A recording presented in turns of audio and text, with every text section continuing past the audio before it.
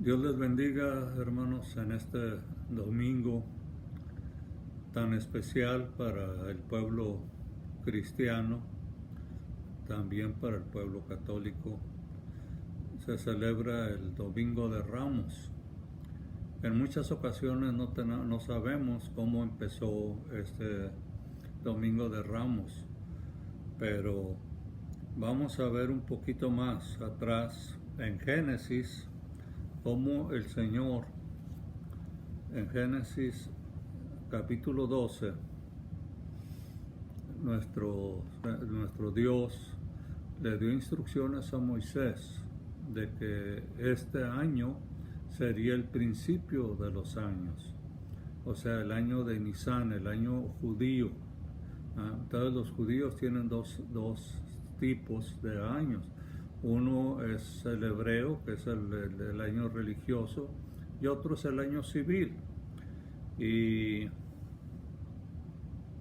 en el versículo 3 dice: habla a toda la congregación de Israel diciendo, en el 10 de este mes, tómese cada uno un cordero según las familias de los padres, un cordero por familia. O sea que el día 10 de ese mes, que estaba empezando, el mes de Nisan, iban a tomar un corderito y lo iban a guardar ahí en el patio de la casa, o en donde pudieran, pero que no se fuera a contaminar ni fuera a haber ningún defecto sobre él. Y en el número 5 brincamos, dice: el animal será sin defecto, macho de 1 año, lo tomarás de las ovejas o de las cabras y lo guardaréis hasta el día 14, o sea que iba a estar el corderito ahí 4 días antes de ser inmolado. Entonces, ahí, ese día, nosotros consideramos que es el día de la entrada triunfal a Jerusalén. 4 días. Nuestro Señor Jesucristo vino, Él mismo dijo que Él vino a cumplir toda la ley y los profetas. Todo lo que estaba escrito, tanto en la ley y en los profetas, Él vino y lo cumplió. No pasó nada.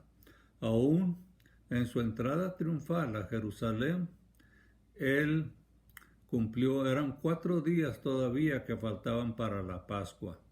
Y dice así, siguiendo con Mateo 21, dijo: cuando se acercaron a Jerusalén, vinieron a Betfagé, al monte de los olivos.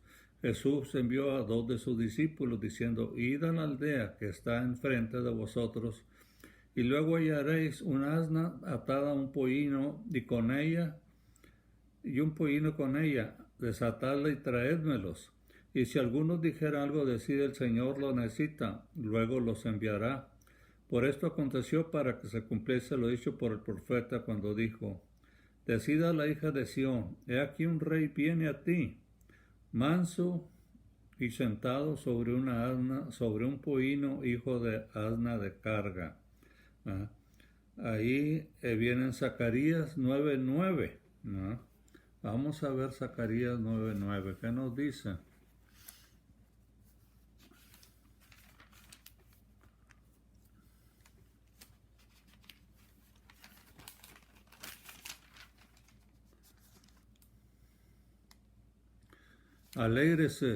Alégrate mucho, hija de Sión.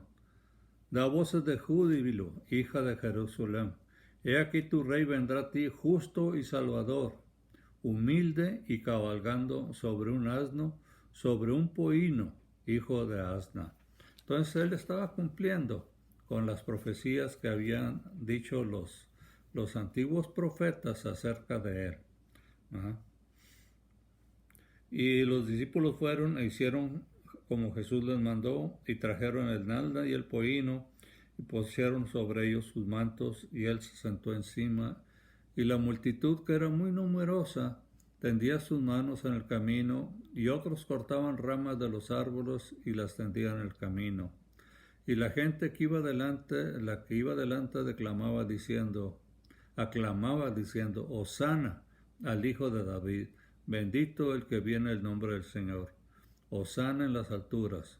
Cuando entró él en Jerusalén, toda la ciudad se conmovió diciendo, ¿quién es este? Y la gente decía, este es Jesús, el profeta de Nazaret. Ese día, ya, como era una ley para todo el pueblo de Israel, que en el día de la Pascua tenían que venir todo judío, todo israelita tenía que ir a Jerusalén. Entonces Jerusalén era un tumulto de personas. Había varios, algunos comentaristas dicen que eran hasta 2 millones de personas. Ahí estaban todos, ¿verdad? Y vemos curiosamente o casualmente cómo la multitud se volcó a gritar y a decir, Hosana, Hosana, bendito el que viene del nombre del Señor. ¿Ah? Estaban todos maravillados porque muchos habían visto y habían sido también sanados, habían sido liberados, habían sido traídos de otras enfermedades, ¿verdad? Como la lepra que nunca había sido curada hasta que nuestro Señor Jesucristo curó a gente de Israel. Sabemos a través de la Biblia que hubo una persona leprosa de otro país, ¿ya? Que fue con el profeta Isaías, ¿verdad? Y él lo sanó, él le dijo cómo fuera sanado, ¿verdad? Pero fuera de ahí no hubo nadie más, ¿verdad? De Israel que fuera sanado. Solamente hubo dos enfermos que menciona la Biblia, a y a María, cuando habló mal de Moisés, como el Señor la castigó con lepra y no quiso ser sanada a pesar de las peticiones y oraciones de Moisés. Pero ahora nuestro Señor Jesucristo estaba sanando leprosos, estaba sanando cojos, estaba sanando endemoniados, estaba sanando paralíticos, estaba sanando mancos, estaba sanando ciegos, mudos, sordos, todo tipo de enfermedades Él las estaba sanando. Entonces vemos que la gente estaba muy emocionada y gritaba mucho. Algunos comentaristas creen que pensaban o creían que venía ya la liberación de Jerusalén de parte de los romanos. Pero nuestro Señor Jesucristo no vino a pelear, a luchar contra los romanos. Él vino a salvar a los que estábamos perdidos. ¿Ah? Entonces ya vimos una parte de lo que decía en Génesis, ¿ah? De que tenía que estar el corderito 4 días. Ahí estuvo nuestro Señor Jesucristo en Jerusalén, ¿verdad? Y 4 días hasta que llegó el día de la Pascua. ¿Verdad?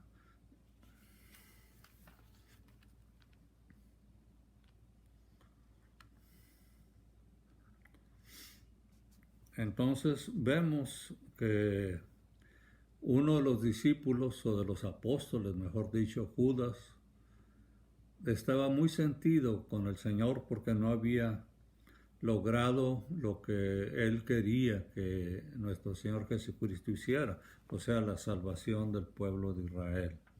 ¿Y qué fue? Él ofreció ir a entregar a nuestro Señor Jesucristo. Dice entonces uno de los 12, que se llamaba Judas Iscariote, fue el principal de los sacerdotes y le dijo, ¿qué me daréis? ¿Qué me queréis dar? Y os lo entregaré. Y ellos le asignaron 30 piezas de plata. Ahí en Zacarías otra vez, ¿no? En el capítulo 11, versículo 12, ahí viene esa profecía y le dijo, si os pareciere bien, dadme mi salario, y si no, dejadlo. Y pesaron por mi salario 30 piezas de plata. Entonces ahí estaban cumpliendo la profecía de nuestro Señor Jesucristo, ¿verdad? Cómo iban a ser 30 piezas de plata. Esas 30 piezas de plata era lo que costaba un esclavo. De ahí le estaban dando esas 30 de plata a Judas para que pudiera vender al Señor, ¿no? Ahora, Voy a adelantarme un poquito para lo que viene la semana que viene. ¿Ah? Nuestro Señor Jesucristo deseaba Él con mucho entusiasmo tener esa fiesta de la Pascua junto con los judíos, junto con sus apóstoles. Era una cena muy exclusiva, o sea, una cena nada más para los 12. Y él tenía ya un lugar preparado y mandó a 2 de sus apóstoles a que prepararan la cena, ¿no? Y ahí en esa cena, ¿no?, él fue cuando declaró que uno de ellos lo iba a vender. Entonces los apóstoles, como no mencionó a ninguno en particular, no sabían a quién se refería, pero él se estaba refiriendo a Judas. Pero ahí se celebró lo que nosotros llamamos la Santa Cena o la última cena que tuvo el Señor, y que él con el apóstol Pablo en el capítulo 13 nos hace recordar que nosotros tomemos la Santa Cena cada vez que nos acordemos de la muerte expiatoria que él tuvo. Entonces yo los invito, hermanos, a que todos los días, ahorita nosotros, mi esposa y yo, estamos celebrando esta Santa Cena, ¿no?, recordando la muerte y la resurrección de nuestro Señor Jesucristo. De eso vamos a estar hablando, pero mientras ustedes traten de tomar la Santa Cena. Si no tienen el alimento apropiado que se acostumbra o que acostumbramos en la iglesia, con un pedazo de pan blanco, ahí corten un pedacito y eso sea el símbolo del pan, o un pedazo de galleta salada que sea el símbolo del pan, y busquen algo que tenga jugo de uva, no importa el color que sea, pero háganlo, porque el Señor declaró que eso era su sangre, que era vertida sobre nosotros, ¿no?, y el pan era su cuerpo, que también había sido sacrificado por nosotros. Tengamos muy en serio todas estas cosas que nuestro Señor Jesucristo hizo para nuestra salvación, porque la semana que entra vamos a estar viendo toda esta gente que le estuvo gritando sana, bendito el que viene en el nombre del Señor. Muchos de ellos fueron los que estuvieron gritando también en contra de él. ¿Ah? Somos muy fáciles de cambiar nuestra forma de pensar y nuestra forma de decir las cosas, pero nosotros, como tenemos fe en nuestro Señor Jesucristo, debemos ser firmes en lo que creemos. No nos vayamos en doctrinas diferentes, no nos vayamos a hacer críticas contra nadie, sino tomemos a nuestro Señor Jesucristo como el único y eterno Salvador. Ahora yo los invito a todos aquellos que tengan oportunidad de dar testimonio con alguna persona que no haya tenido oportunidad de conocer a nuestro Señor Jesucristo, invítenlo a que acepte a nuestro Señor Jesucristo, porque estamos viendo tiempos muy difíciles. Y según los científicos dicen que esta semana y la próxima van a ser las peores semanas de esta epidemia que está habiendo. Pero nosotros tenemos esa fe y esa seguridad que la sangre de nuestro Señor Jesucristo nos va a cubrir. Hagamos esto con otras personas, porque si llega el Señor a llamarnos, a cualquiera de nosotros, sabemos a dónde vamos a ir. Por eso algunos escritores dicen, ¿qué haréis en el día del juicio? En el día del juicio vamos a decir, nosotros fuimos lavados con la sangre de nuestro Señor Jesucristo, estamos limpios de pecado.